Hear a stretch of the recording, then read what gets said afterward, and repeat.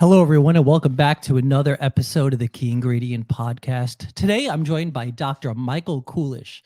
Dr. K is an ER physician turned healthcare entrepreneur. Dr. K, thanks for joining me today. Oh, thanks for having me. Excited to do this. You have a pretty amazing story that I look forward to sharing with our listeners and viewers.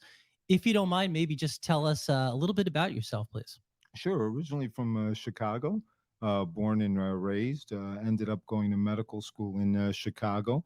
My first desire or passion was to be a plastic surgeon. That didn't pan out, and I ended up being an ER doc, and that kind of changed my entire life. So, spent about 25 years in the ER in the western suburbs of Chicago. After which time I went ahead and went into administration, became the chief medical officer for a health system in the western suburbs of Chicago. Did that for a while, had a couple detours while I was a doc. I actually had a building company. We built some homes in Lincoln Park. So always dabbled in things from an entrepreneurial perspective. Went ahead and actually did the chief medical officer role for about 13 years, and then started about 3 years ago my consulting company to help both entrepreneurs as well as young professionals and physicians with burnout and primarily leadership development. Wow, there's a lot to unpack there. So thank you. So let's go back as we always do and kind of start from the beginning. So bring you back to your childhood. So you grew up outside of Chicago. Yeah. Family, anyone physicians? I mean, what made you want to be a physician? No one physicians. Actually, born to immigrant Ukrainian parents. So my parents came over from Ukraine at a young age. My dad was 12, my mom was 9. They met here. So I'm actually first generation, and grew up in something called the Ukrainian Village in the Chicago area. So very ethnic. My dad was a chemist. My mom was a housewife, but my mom always wanted me to be a doctor, so much to the extent where she would dress me up in these little doctor suits. So I guess I didn't have much of a choice. But so I actually am the first physician. But then my sister became a physician. Wow. My cousin is a physician who actually took over my ER practice, and he now runs that in the Chicagoland area. My brother-in-law is a physician, and I have one son who's in medical school. So I guess it just keeps rolling down that hill. Sure. So when you were in, let's say, grammar school or going into high school, I mean, did you, at that time, were you thinking you want to be a physician? I'm assuming you were a good student. I mean, to go that path, you have to be. But No. So actually, it's kind of funny. When I was in 8th grade, I was choosing between being a lawyer and being a physician. I took a bus from Chicago Avenue down to City Hall, sat in a court case, said it was too boring, and then just went the physician route. So I guess I made up my mind pretty early. Sure. And you said you wanted to originally be a plastic surgeon, I think you mentioned. Correct. So what was the interest in that, and what led you to end up being more of an ER doctor? So yeah, plastic surgery always fascinated me. And in life, everybody has a blueprint, right? So everybody kind of decides what they want to do. So my blueprint was plastic surgeon, a wife, 2 kids, living downtown in Chicago, perhaps a Porsche for the weekends and a Mercedes. I ended up being an ER doc with a redheaded wife instead of a blonde wife and only 1 kid and about 9 cars. So, but what actually happened was, I'm an osteopath. So the difference between an allopath and an osteopath is same licensure. You're able to do everything. If you think of osteopathy, it's kind of like going to Catholic school and public school. In public school and Catholic school, you have the same curriculum. In Catholic school, you have religion. In osteopathy, you have manipulation on top of that. But it was very competitive to get a surgery residency. So during the match, the first go around, I didn't match. So I didn't know what I really was going to do because I put all my eggs in one basket, but it just so happened they were expanding the emergency medicine residency at that time, and I was fortunate enough to get a spot. And once I started with ER, even though I took it as a student, I really enjoyed it, and it just kind of took off from there. So what ended up happening, we did all the inner city hospitals, Cook County, etc. And then after about a year of doing that, after the residency, me and 3 of my partners said, don't want to do the city anymore, no more knife and gun clubs. So we went out to the western suburbs and started our own group, and the rest is kind of history in terms of Demi. Wow. So tell me a little bit about the practice when you designed that. What did the practice look like? What was the average type of patient that you saw? What kind of ailments did they deal with? Sure. So ER is very interesting, right? Because ER is something as small as a paper cut, I'm being facetious, to obviously trauma or mass shootings or things of that nature. So you really get the full gambit. So it's a young man's profession in the sense that it's a very fast paced. You have to have a certain personality to truly be able to not to study ER. Anybody can be able to do that, but to be able to run the room in the proper fashion. So you really don't know what's coming in. Where if you're an internal medicine doc, you have your schedule. You could take a look. Emergencies may pop up, but for emergency medicine, everything is an emergency. So you always had to be prepared. Wow. So what was some of the more difficult type of cases, I guess, that you had? Because like you said, you didn't know what you would encounter every day, which I guess is probably, from a wanting to help people point of view, a pretty exciting thing. I mean, you knew that it was going to be a challenge no matter what. You didn't know what to expect. And you had to be on your toes, basically. Yeah, it's very, it's exciting because you don't know what's coming through. And I think a lot of the challenging cases it's kind of like in life.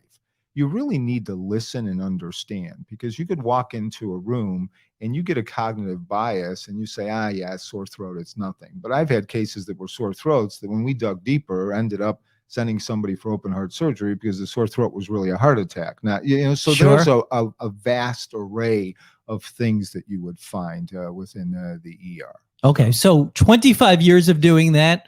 Was it pretty much the same? Did it evolve? Did the business evolve over time, or was it pretty consistent doing the same type of thing? So the business started just with myself and 3 partners, right? And we would cover, and obviously emergency medicine, all of us were board certified in ER. You got to cover 24/7. So it was a contractual relationship with the hospital. So it started with the 4 of us. We ended up picking up 1 other physician. And by the time I left, we were covering 2 hospitals. We had a hospitalist group, which is where we hire doctors in internal medicine to cover the patients within the hospital.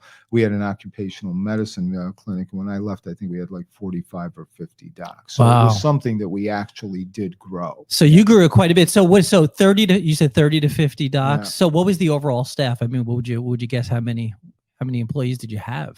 Well, employee-wise, we were very lean on the top. So you were. So administratively, it was us. It was me and the 3 other guys, and each of us kind of found our own avenue. So I was primarily the president, dealt with all of the negotiations and with scheduling. One of my other partners did all the finance. Then we had somebody else do legal. So, it was funny. We were very lean. We didn't have a secretary. We didn't have anything. So it was, it was just. So you transitioned more into the running the business, correct. Which is a great segue, obviously, to what you're doing now. But it definitely shifted for you. Oh yeah. And how were you prepared for that? Because most people, especially a physician, I mean, you go to school to become a doctor, right? To help people, not necessarily to run a business, and that's a pretty big transition, I would imagine. It really is trial and error. Yeah. I mean, when you look at medical school, they don't teach you all of those things. They don't teach you things in terms of business. They don't teach you things in terms of burnout, which is really a problem in medicine. Mm-hmm. So it really was trial and error. It's like anything in life. When you want to succeed, you're going to fail at things. And as long as you learn from those failures, you're going to be able to go ahead and move forward. So we were not without making mistakes. Oh, well, I'm sure. That's for sure. So. Like any business, listen, you make mistakes. Like you said, you learn from it, you adapt, you make those changes. I mean, it's not just a straight line up, of course. So 25 years, as a physician, and then you decided to retire from that field, correct? No, actually, what happened was I did the 25 years, and then in 2010, the hospital that I was working for, which was a small health system, so it had 2 hospitals and was advanced in the fact that it had a cancer center, a hospice, et cetera, was looking for their first chief medical officer. And I threw my hat into the ring there because I felt that after the 25 years of medicine, I was getting tired. I was getting a little bit burnt out, wanted something different. So I went truly into the administrative role. I held on to DEMI, which was the ER group at that time that is now run by my cousin, for about 3 years. And then I divested to him and just continued with the administrative role. So a completely different picture. Unfortunately, at that time, because I owned DEMI and was going to be named the chief medical officer, they didn't want me to practice ER anymore. At that time, I was like, you know what? I did 25 years. It was good enough. I think we'll wait. Probably the worst decision, because you don't realize how important it is as a doctor to be able to help people And it's not that you don't help physicians and other people in the administrative roles, but you don't get that same satisfaction as being able to take care of us. Sure. And I think over 25 years, you forget that. And I think a lot of people forget that. And that's the original purpose of why you were doing it. So when I say, oh, yeah, chief medical, I don't need to practice medicine anymore. And then after a while, it kind of started gnawing at me, which then led me to my second company, which is coaching. Because from a coaching perspective, you get almost that same type of feeling. If you could help somebody change their life and be able to do something and become more successful, it's close to that same feeling. Not the same magnitude, obviously, as saving someone's life in the ER, but it does give you that type of satisfaction. Sure. So how long have you had the coaching business now? About 4 years now. Okay. And what is the typical type of client that you serve? I mean, is it just physicians, or you had mentioned entrepreneurs before as well? Yeah, no, it's the entire gambit. It's healthcare professionals and non-healthcare professionals. It actually came out of, number one, what we were talking about the ability to be able to help people, but also came out from when you are a chief medical officer, you're responsible for, you're really a liaison between the medical staff and hospital administration, and you deal with disruptive physicians, problems that physicians may have. So as they were coming to me, I started getting a better understanding of the importance of them being able to understand how they should be able to live their life. And as we mentioned earlier, burnout is huge. Sure. And you know that people are starting to get burnt out. I went through a self-development from the time I was an ER doc, because an ER doc, you're a rebel, right? I mean, you're going in there, you're taking care of stuff, and you're leaving, right? It's a true command and control type of environment. When you flip over to being a chief medical officer and starting to work with groups, you have to really understand how to deal with people and have emotional intelligence. My emotional intelligence was probably zip at that time. So, there's a saying, MD or DO, Dr. Yeah, sure. So MD is my decision, DO is do as I say. Well, that may work in the environment of the ER. It doesn't work in the environment of the C-suite, or to be able to get people to do things. So I started my own self-development. And after that, then I started actually the consulting company and developed a coaching model that really deals with leadership. The philosophy is you can't lead anyone else unless you first lead yourself. Sure. And the importance is that once you start leading yourself, you'll be able to lead others. So we came up with something called the My Focus model that we use for coaching not only healthcare professionals, but young entrepreneurs, et cetera. And each letter stands for something. So the M is for mindfulness or mindset. Okay. Now, everybody hears mindfulness and they think we're going to wrap you in a white robe and you're going to climb a mountain and levitate, which is not the case. Sure. Mindfulness is just dealing with the ability for you to be able to focus and for you to be able to hone your attention to a certain area. Mindset is just the glasses that you see life through, right? It's your ability to understand how things work from your own beliefs. Talk a lot about habits. The why in the My Focus is you, because if you don't change, nothing is going to change. The F is for fitness. So we take a full gambit. The first F is for physical fitness. So that's sleep, nutrition, and exercise. Second one is emotional, so your 10 cognitive distortions. And the third is spiritual. Not religious. We're not converting anyone. Although religion isn't bad, it's all the values. Sure. When you look at the O, that's for others. And that's the entire emotional intelligence piece that I was talking about. So we go through self-awareness, self-management, social awareness, and then the relationship management, which is really all your leadership tenets. The C is for career. So where is it that you want to be and why do you want to be there? How do you do work-life balance? The U is the ultimate reason why you're doing things or your purpose. And the S is strategy. So we go ahead and do that as well as address certain things as it relates to burnout. And that's the model that we've been using. So is burnout, is that kind of your specialty? Does it all kind of, is the type of client that you serve, did they start and come to you because they are going through burnout? No, I think that's just an added thing that we actually look at. They come to us, they may come to us for burnout, but they come to us really for that leadership, for that success formula, for that peak performance. Sure. And then burnout may be part of the deal. So let's do me a favor. Let's define burnout, if you don't mind, because that's a term that we all just think of. You get tired of doing something or you just go through stress. But in your definition, what would you say burnout is? If you go back, burnout's been around for a while. It's been around since 1970. A gentleman by the name of Freudenberg Weinberger first described it, and described it in the people in the caring profession. So that's why it's usually healthcare, teachers, things of that nature. Fast forward a little bit, and there's Christina Masloch, considered to really be the guru, if you will, of burnout. 3 things for burnout.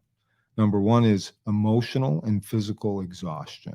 Okay. Number 2 is where you have cynicism or you're negative. And number 3 is lack of self-efficacy. And what I mean by lack of self-efficacy, that means that no matter what you do, it's like learned helplessness. You feel it doesn't matter what you do, you're not going to change anything. Okay. So that is the true definition of burnout. Okay. Burnout's different than stress. Everybody has stress. That's why I asked, because it's easy to equate them as the same, but no, they're not. Yeah. Right? Stress is when you feel the stress. Burnout is like you don't care if you feel anything. So it's a different. So could you even know that you're feeling it, but you still don't care? Does that make sense? Yeah. Like, can you be aware of it and that's still a sign that you're going through burnout? Yeah, because that's the last piece. All of a sudden, things don't start mattering. Right. And the World Health Organization, actually, I think it was in 1990, actually classified burnout as a syndrome, not a disease. There's a difference, right? A syndrome because it really relates to the organization, because there's certain factors that'll cause burnout. And the factors, if you're in a working type of environment, I call it revamp, just like I did the My Focus model, because if you revamp your organization, you could avoid burnout. The first R is for relationships. So we know that the quality of our life is directly proportional to the quality of our relationships. So if you have bad relationships at work, not a good thing, right? The E is for equality or equity, right? Everybody wants to be treated fairly. The V is for value, right? So your values. And sometimes there's a value discrepancy. So sometimes from a physician perspective, not in a maniacal way, but the organization may be interested in finance, whereas the physicians are interested in the quality of care of the patient. So there's a value mismatch there. The A is for autonomy, and autonomy is huge. And autonomy is the ability for you to be able to do what you want to do with your own skills, with your own team, to be able to go ahead and accomplish your task. A lot of times people will be micromanaged, and that's one of the biggest reasons why people leave an organization is if they're micromanaged. And so that's the A. The M is monetary and non-monetary rewards, and then the P is productivity. Okay. So those are the 5 factors within an organization or even within your own company that those are the levers that you could pull in order to help prevent burnout. Resiliency is what the My Focus model actually leads to then, is the ability for you to be able to control yourself. Do we have any estimates of kind of how many people out there are actually suffering from burnout? The estimates are over 50%. For physicians, it was 63% every year. So 63% of physicians are suffering, and 50% of all people? All greater than 50%. Is that working or not? Like, so for anyone listening who's retired, can they go through and suffer burnout as well? Yes. Is it just a different type of burnout to us? Yeah, it would be a different type. And again, it would depend on their environment. Sure. So what are the chronic stresses that are causing them to feel that way? Wow. And a lot of it is, the loss of autonomy, the loss of purpose. So interesting. So yeah, I mean, listen, there's a lot to unpack there, because what I'm hearing, Dr. K, is that there are business coaches, there are consultants, there are therapists, there are physicians, there are all types of people that we could see for certain things. You're kind of incorporating everything together, is what I'm hearing. Yeah. Aside from the true medical piece, right? So you wouldn't come to me for medical things or for true therapy, but at least the beauty, and I wish I was smart enough to figure this out when I started the My Focus model, and this is pure happenstance. When you look at the My Focus model, it's really hierarchical from what's most important to least important. Okay. So if you look at it, right, fitness, the most important thing is your health, because you don't have your health, you don't have anything. Sure. Once you have your health, next most important thing is to get your mind right. After you get your mind right, the most important thing is relationships. Careers last. If you can get the basis of all of that in the right order and everything firing on the right cylinders, everything falls into place. So how important, so let's go to health and wellness. I mean, how important is that for people? I mean, for me, I mean, I'll tell you personally, I mean, it's a big part of what I do. It's important to me, but not everybody. Obviously, we have obesity issues and throughout the country and the world. So I guess from a mindset point of view, because everyone thinks of working out as just the physical body, right? Which of course that's a big part of it, but a lot of it I would imagine is a mental, kind of a mental focus as well. Can you just kind of Oh yeah. explain that a little bit? No, and I think from, exercise is actually in certain instances better than antidepressants, right? So the exercise is not for the physical piece, it is for the mental piece as well. And if you look at that focus piece, it's sleep, nutrition, and exercise. We take for granted that sleep piece, right? And everybody says, "Oh, you got to hustle, got to hustle." Oh yeah, I'll sleep when I'm dead. Well, you're going to end up dying a lot quicker if you don't sleep. So, over the last few years, people used to think that sleep was just to cure sleepiness, and that's not the case. From a sleep perspective, you actually solidify all the knowledge that you've learned throughout the day. When you sleep, you actually bathe your brain, get rid of amyloids. Now, there's a connection between sleep and Alzheimer's disease. If you don't get enough sleep, you increase your risk of coronary artery disease. You throw your sugar off as well. So non-insulin dependent diabetes. Sleep and obesity are tied together in the sense that you're releasing two hormones that control your diet. So there's a huge component in that. And then you go to nutrition, and it doesn't take rocket science to do it. It's the difference of us. We have certain habits, and everything that we do for a feeling, right? It's either pain or pleasure, and we're going to take the route of least resistance. But if you look at it, I always joked I was going to write a book and wrap it in cellophane. It's 100% guaranteed way to lose weight. Page 1 would be eat less. Page 2 would be exercise more, and all the rest of the pages would be blank.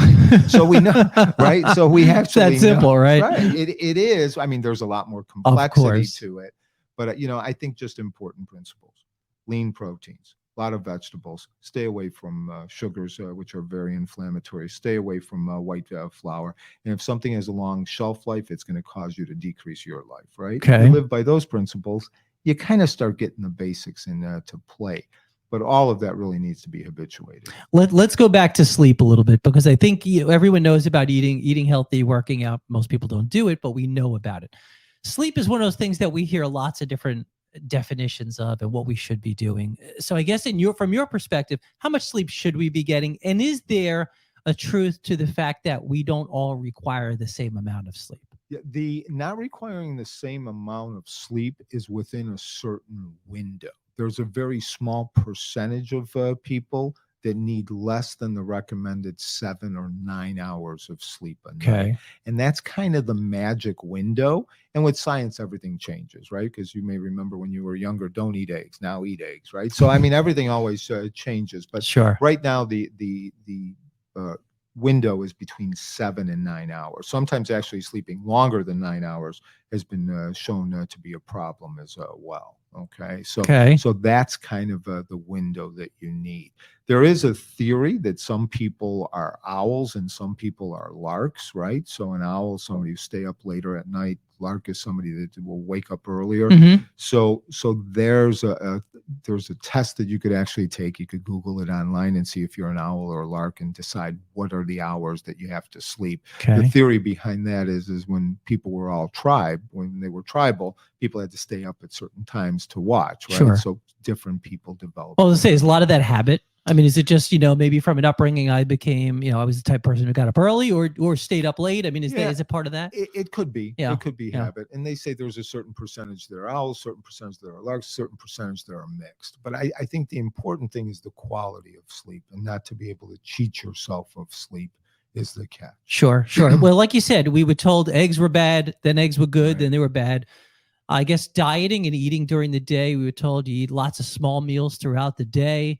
Then intermittent fasting came, and it was about eating just during a certain window. So I guess some of that, and again, you tell me, you're the physician, but some of that just has to do with our own body. I mean, is it about understanding ourselves as well? Yeah, I think that's the key. I think the key is understanding what are the general principles, and what's going to work 100% for one person will not work for someone else. Sure. So I think it's important for you to really check in daily, right? It goes to that self-awareness piece that we talked about within the My Focus model. Mm-hmm. How do I feel today? What do I need to do different? How did I sleep, right? How can I go ahead and increase this? And all you have to do is increase just a little bit, 1% every day, and that'll drive you to where you need to be. But it's kind of interesting. One of my partners that was an ER doc, unfortunately, when he was 50, had an MI, and he's fine now. But he had an MI, and I asked him the next day, I says, how do you feel? And he says, I didn't realize how crappy I felt until I felt good. And I think a lot of us have this habit, oh, it's normal for me to feel tired. Oh, it's normal for me to have this pain. So we really don't understand how good we could feel if we start taking care of ourselves. So that's just kind of something to remember. That's a great point that you just mentioned. Yeah. So let's go back to kind of the type of clientele that you serve. So anyone listening and watching right now, what are some of the things that they should be, I guess, experiencing in their lives to think, you know what, I should be speaking to someone like you? Yeah, I think number one, if they want to be more successful, I think we all think that we could do things on our own, and I'm no different, Mm-hmm. right? And that's not truly the case. Sometimes with coaching, whether that be life coaching, business coaching, and really when you look at it in reality, everything is life coaching, even executive coaching. You look at the sports world. Somebody will pay a lot of money for someone to tell them, raise your right arm, put your leg back before you swing on the ball, and it's acceptable. A lot of times people feel that having a coach shows that they're weak, and that's not the case at all. So anybody that wants to be more successful, anyone that wants to be able to go ahead and organize their life, anybody that wants to understand what their stressors are and how they could change that, I think can benefit from any coach. That's a great point you mentioned, because I think the athlete analogy is a good one. I mean, you look at the Michael Jordans of the world. I mean, you're Chicago, right. From Chicago. Michael Jordan, Stephen Curry with a shooting coach. I mean, these are people, these are the greatest players in the world. They have coaches, right? Yeah. I think that's important. So someone decides they want to reach out to you and work with you. What stages do you bring? Where does it start? It starts actually with an assessment. So we actually do an assessment that measures motivation, behavior, and then emotional intelligence. So that emotional intelligence piece that we talked about earlier within the My Focus model is huge. Mm-hmm. Because, IQ gets you into the room. It's the EQ that determines how high you're going to go. Sure. And that's an important piece. There's a story, and I'm going to kind of get it wrong, but I think it was the president of Ohio University was talking to the president of Iowa University and said, be kind to your A students because they're going to come back and they're going to be your professors.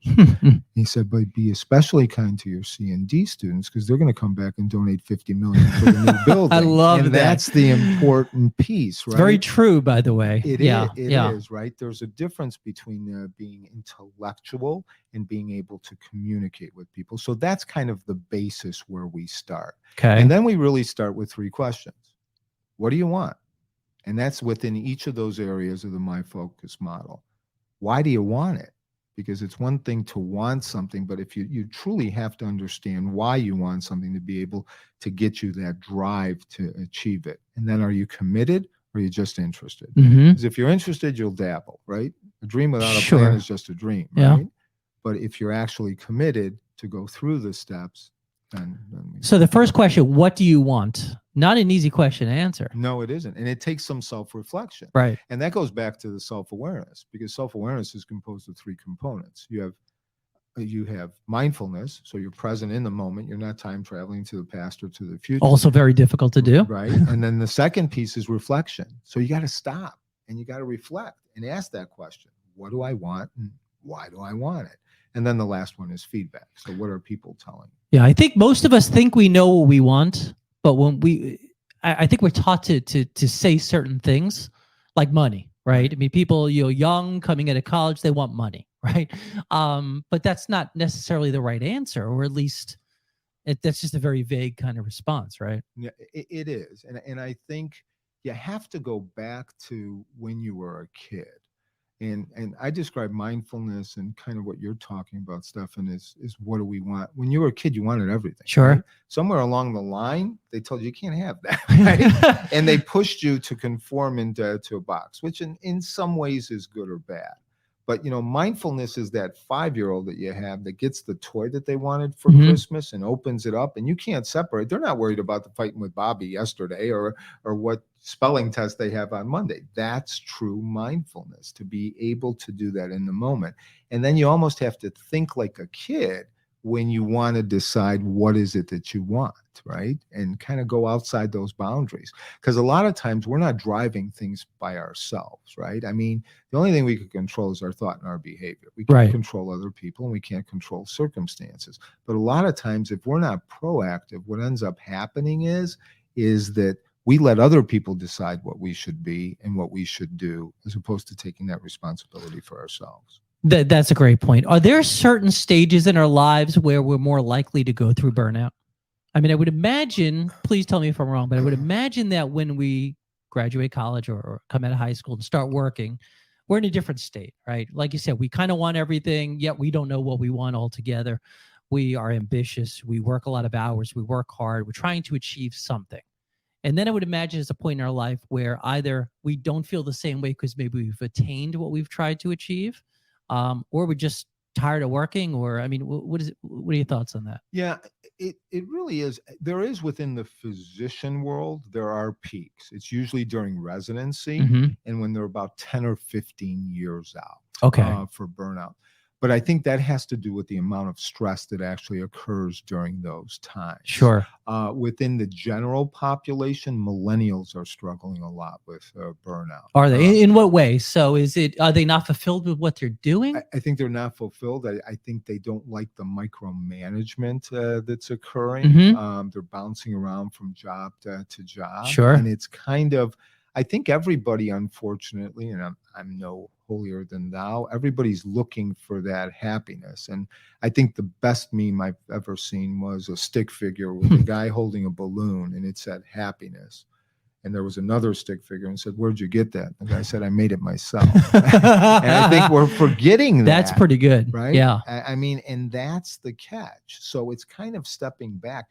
Everybody, it's a very competitive society now. It's very dopamine driven with podcasts, and not podcasts, I'm sorry, with Instagram, cell phones, all the social media. Right? Yeah. So we're always on, and we have to be able to pull back and step back and decide what is it that we want to do, not worry about what everybody else wants us to do. Sure. Right? How much of this do you think is in our mind? Because the mind is, I mean, again, I'm telling a physician, is the mind is such a powerful thing, right? Yeah. Good or bad, depends on how you use it. How much of it would you say really is in the mind versus physical type of burnout? In terms of burnout? Yeah, burnout in general, burnout is all. It's all mental. I would say 95%. Yeah. I mean, let's face it. I mean, everything that we do is mind driven. Sure. I mean, and the mind and body connection is a lot stronger than we had previously thought, right? How we think about stress can determine what hormones we actually release, so the mind really controls everything. That's why that's the key, right? That's why it's the most important thing that you have to do is get clean about how you think and what you want and how you look at things. And that's the emotional intelligence piece. So you can change your mind? Oh, yes. Is that, yes. And I mean, I would imagine like I forget how long they say it takes before a habit is formed, but is the mind the same thing? I mean, do you have to continuously work on your thinking for it after a period of time for it actually to stick? Yeah. And it's not so much the time as the repetition of an act. So if you repeat an act enough times, then it becomes habituated, right? Okay. So when you look at habits, 40 to 50% of what we do on a daily basis is habit. 60 to 70,000 thoughts, depending on who you read. Same habits, same thoughts, same result. Sure. Right? So how do you break those habits? The first way to break a habit is first to understand what the habit is. Again, it goes back to self-awareness, because self-awareness gives us a tremendous power to change. Sure. If we're not aware of doing something, we're not going to be able to change. Once we figure out what we're doing, we'd be able to change. Beliefs, which drive our mindset. Carol Dweck wrote a book called Mindset, talks about two different mindsets, a fixed mindset and a growth mindset. Fixed mindset says, hey, I'm born with these abilities, and if I can't get it, I can't get it. Growth mindset says, I may not be the best, but if I continue to try, I'll go ahead and get better. Sure. You could change that mindset. A belief is something that drives your mindsets. but a belief is something that you believe to be true. So if you believe it to be true, you could believe it to be untrue. And beliefs and all of our thoughts are nothing more than habits. We all have triggers and habits, and that drives our behavior, right? Sure. So interesting. You also mentioned relationships being important. So let's dive into that a little bit, if you don't mind. How important is it to have relationships, and is it good to just have a couple of really solid relationships versus knowing lots of people and not having any deep relationships? Yeah, no, I think it's important to have at least some type of solid relationships. I mean, they've done numerous studies on loneliness, right? And how loneliness increases the risk of coronary artery disease and things of that nature. We're tribal by nature, Sure. right? That's part of the reason why people don't want to give public speeches, because they feel that they'll be ostracized. And if they're ostracized and you're not part of the tribe, it goes back to the old mentality. If you're not part of the tribe, somebody's going to eat you, right? Right. So it's the same thing. So relationships are extremely important for that matter. You need to have that support moving forward. Definitely. And that's the entire emotional intelligence piece. The important piece, though, is you got to get yourself right first. That's why when you look at the 4 domains of emotional intelligence, it's self-awareness and self-management. That's your side. Then you stretch out and start with relationships for social awareness and relationship management. You also mentioned mindfulness. So things like meditation, journaling, do you find are those things that you like to see your clients do? Absolutely. Yeah. After you had asked originally how we start. So after we do that assessment, the first couple of weeks, what we actually do is teach them to start that self-awareness piece and that mindfulness piece, and look at their habits. Go ahead and get a habit log. What are the things that you're doing on a daily basis? And I'm not talking about going to 7-Eleven, getting a box of Ho-Hos and a Diet Coke. We're talking about emotional habits. Sure. How do you look at things? What are your triggers? And yeah, writing things down, not so much typing them or dictating them, writing them down kind of puts that problem. It's a different sensation. They say when you're able to write down your goals, theoretically, you're 47% more likely to actually attain them. That's just by writing them down. So some magic happens between the two. And reviewing them often is also pretty important. Correct. Okay. And why? Because you just want to keep being aware. Sure, right? Sure. Let's also shift now to retirees, because again, I do have a lot of retirees who listen to this podcast. So I see this often. Someone works their whole life. They have a purpose, right? Yeah. And all of a sudden they retire. We're all excited about that moment. That's what we've been working so hard for. And then it happens, and there you are. Maybe you travel for a year or so and do some of the things you wanted to do for quite some time. And then you end up living a different type of life, much different than what you had before. So tell me a little bit about that and what you see as far as whether it's burnout or whether it's just any kind of depression or just kind of not feeling right once you retire. Yeah. And as I get older, I don't like the word retirement anymore, because what's after retirement? There's death. Well, right? and listen, I think retirement has been redefined as well. I mean, people start other careers. I mean, you know about that. I mean, so it's redefined. Yeah. And I think that's the importance, right? I think the importance is if we're not growing, we're dying, right? And I think that happens sometimes earlier. It doesn't have to be retirement, and I find this a lot with physicians. It's so hard to become a doc that once they finish becoming a doc, they almost stop setting new goals and chasing new things. And they end up actually working for 30 or 40 years, destroying everything, right? And destroying their health, et cetera, and just kind of existing. Same thing with retirement. I think you hit it on the head. You have to repurpose what you're doing. It's a transition into something different. And it's important. And that transition may be to be more present for your grandkids, or to help your children more, or to volunteer. I think that it's that important piece that you talked about. It's that connection with the other human beings that's important. If you start having problems, one of the things that a lot of people say to do is go volunteer. Get out of your own mind and help somebody else, and you'll end up feeling a lot better. So for the retirees, it's really sitting down and asking Stefan those same questions. What do you want for the rest of your life? Why do you want it? Sure. And are you committed to changing it? So, and I think that's for anyone listening who's approaching retirement. That's something they need to think about before they do it. I mean, do I want to retire? I mean, do I, in fact, it sounds like a great idea. I feel like I'm at that age. I'm getting a little bored with what I do, but what am I going to do? And is that could be fulfilling enough? Exactly. Exactly. Because those that go into retirement without purpose, it's a short distance between that retirement and the cemetery. I mean, that's been proven because you end up being depressed. And a lot of that is because people wrap their identity around what they do, right? So I'm a doctor, or I'm a lawyer, or I'm a financial analyst. And when that goes away, you feel it, and you almost feel like you're unimportant. But it's not that that's just, a doctor is just what you did. You're still the same person. So you have to set that up and just transition to the next area of I think your life. Identity, you mentioned a very important thing. I think that's really important, identity, because we all wrap ourselves around a certain identity. Like you said, whether it's a career, whether it was maybe achieving a certain goal. Maybe you didn't grow up with a lot of money. Money was very important to you. You have it now. That becomes your identity. That could also hurt you. Oh, yeah. Right? That could really hurt you as far as the way, from a happiness point of view, also the way that you present yourself to other people. Right. Right? No, Is that safe to say? No, I agree. I agree 100%. I mean, you hit that spot on. Yeah. Everybody, you have to realize that your identity is you, not all of the things that you possess, right? But we get that goofed up a little bit, right? We look at people that are successful because they have X, Y, and Z, and from a material thing, but that doesn't guarantee happiness. It doesn't guarantee it at all, right?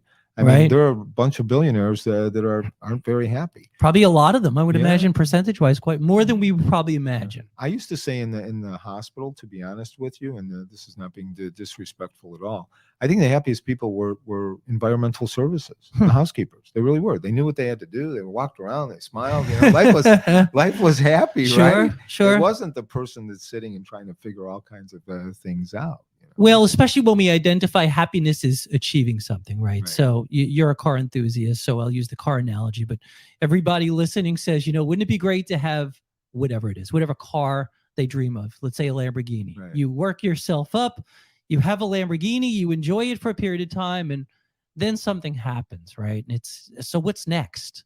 And I guess that's probably tough on people, on the billionaires that you mentioned, as far as what's next. It's the chase. Yeah. And one of the things that I think we do very badly is we don't enjoy what we have. We're always, you said it, this is a society that keeps looking for the next thing. Mm-hmm. And there's a term, blissful dissatisfaction, that I think if we start doing this, it's more, it helps you a lot more. Blissful dissatisfaction is truly enjoy what you have, but then be dissatisfied so that you continue to improve. I think we skip that enjoyment piece a lot. We get something and we say, okay, what's next? Sure. What's next? I will be happy when something happens. Arrival fallacy. Yeah. Tal Ben-Shahar, I think from Harvard, if I'm not mistaken. Okay. You're exactly right. That's the constant thing. I'll be happy when I get this. I remember doing that continuously. I'll be happy when I make 10 grand more, and then 20 grand more. Oh, when this happened. It doesn't happen. And that's an amazing thing. And I've obviously heard that several times. And the more and more you think about that, I think more and more people could relate to that. Because we all say that, I will be happy when. Right. I'll be happy when it's Friday. Right. Yeah. So I have the weekend to enjoy. Yeah. But then that makes Mondays not a whole lot of fun. Yeah. So it's an interesting thing. And I think the important piece there is it's the mindfulness and the self-awareness. So you should be happy in the moment right now, and not time travel and set up all of the different stipulations in order for you to be happy. It's the guy with the balloon. Right? Well, you're exactly right about that. I think that's a great analogy. Dr. K, this is amazing. I mean, for the sake of time, I'll probably stop it there, but I think I enjoyed this myself. I think we could I did as well. Go on for hours here. So do me a favor, tell our listeners and viewers kind of how they can get in touch with you, because what I think you do, or what I know you do, is, which is unique from others, is that you can touch on all different aspects of what we discussed. It's not just how to get your business from one point to another. While you're very experienced in doing that, I'm sure you're great at it. It's also all those other facets that we mentioned that I think are important. So how can they get in touch with you? Yeah, they could get in touch with me on Instagram. They could DM me at Dr. K. They could also get in touch with me via phone. Feel free to text me. As a doc, my number was always there. So if we could put it in the show notes. I was going to say, I'll put it right in the show notes yeah, we have it there. That would be fantastic. And no question, it's too big or too small. I enjoy talking to everyone. And you split your time between here in Naples and Chicago. Is that correct? I'm actually between here, Scottsdale, and Chicago. Okay. My son Your that son I is mentioned in, is in Scottsdale, and we have a place here in Naples. I've been here since 2020, and then I have a place in Chicago as well. Excellent. Dr. K, thank you for sharing your knowledge. Appreciate having you on, and thanks again. My pleasure.